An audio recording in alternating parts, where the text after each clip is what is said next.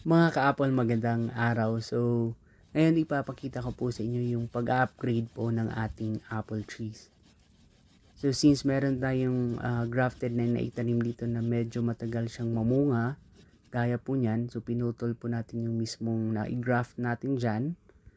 Medyo malaki na po yan.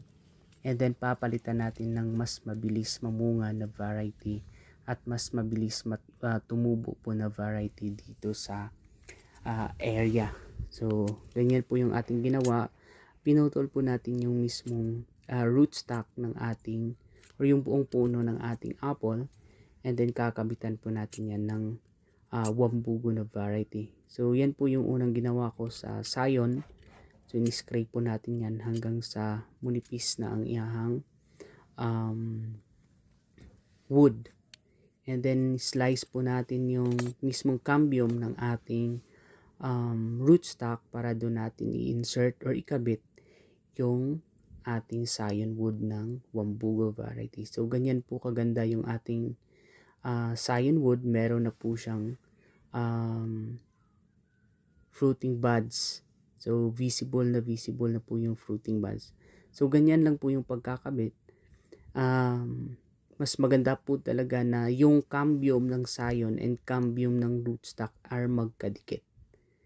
So, dyan po kasi nag-heal, nagkakabit yung sayon wood at ang ating rootstock.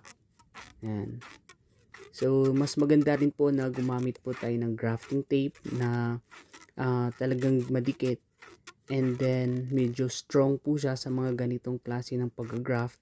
Kasi, kailangan po talaga na mahigpit po yung ating pagtatali or pag-tape ng ating grafting.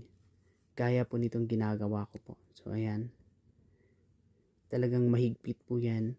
And pagkatapos po natin maikabit yung ating sayon wood, so, lalagyan po natin yan ng cellophane para hindi po ma-dehydrate yung ating ikinabit na sayon, para meron pa rin pong moisture na nagpupondo po dyan sa loob ng ating sayon wood para iwas po sa pag-dry up ng ating sayon na ikinabit po dyan. So, yun lang. Thank you.